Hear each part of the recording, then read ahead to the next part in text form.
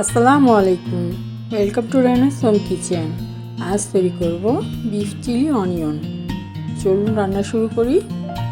এরকম আরও রেসিপি পেতে চ্যানেলটিকে সাবস্ক্রাইব করুন। একটি বাটিতে 400 গ্রাম চর্বি ছাড়া গরুর মাংস এরকম পাতলা করে কেটে নিয়েছি।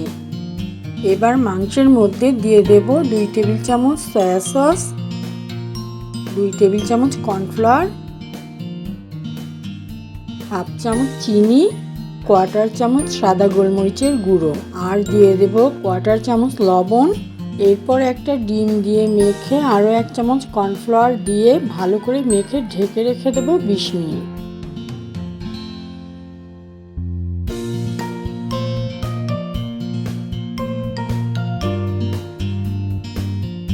এবার চুলায় কড়াই বসিয়ে 3 টেবিল চামচ তেল দেব।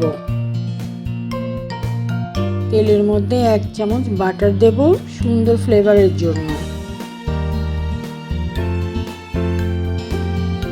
তেল গরম হলে 1 টেবিল চামচ রসুন কিমা দিয়ে 30 সেকেন্ড ভেজে নেব। এরপর 1 টেবিল চামচ আদা কিমা দিয়ে কয়েক সেকেন্ড ভেজে নেব। সুন্দর গন্ধ বেরোলে মেখে রাখা মাংস দিয়ে 3-4 মিনিট উল্টে পাল্টে ভেজে নেব।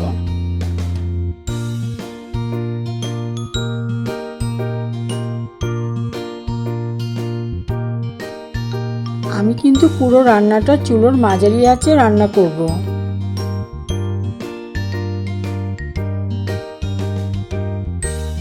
এবার হাফ কাপ মোটা করে কাটা পেঁয়াজ ফালি দিয়ে 30 সেকেন্ড ভেজে দিয়ে দেব 3 রঙের ক্যাপসিকাম হাফ কাপ দিয়ে কয়েক সেকেন্ড ভেজে নেব।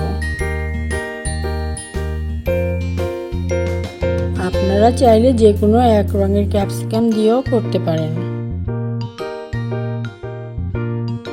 1 চামচ সয়া সস দিয়ে নেড়ে দেব।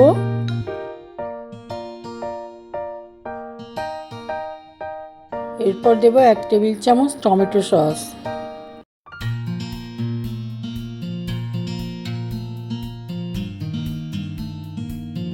কোয়ার্টার চামচ সাদা গোলমরিচের গুঁড়ো, আর দেব স্বাদ মতো লবণ।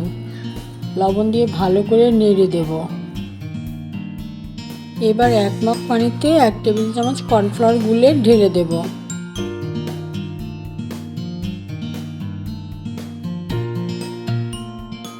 নাড়াচাড়া করে আরও হাফ কাপ পানি দিয়ে দেব।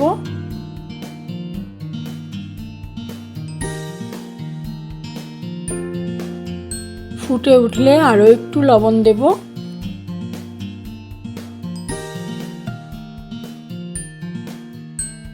এক চামচ চিনি দিয়ে ভালো করে নেড়ে দেব। এরপর 10-12টা কাঁচামরিচের ফালি দিয়ে নাড়াচাড়া করে নামিয়ে নেব। তৈরি হয়ে গেছে বিফ চিলি অনিয়ন।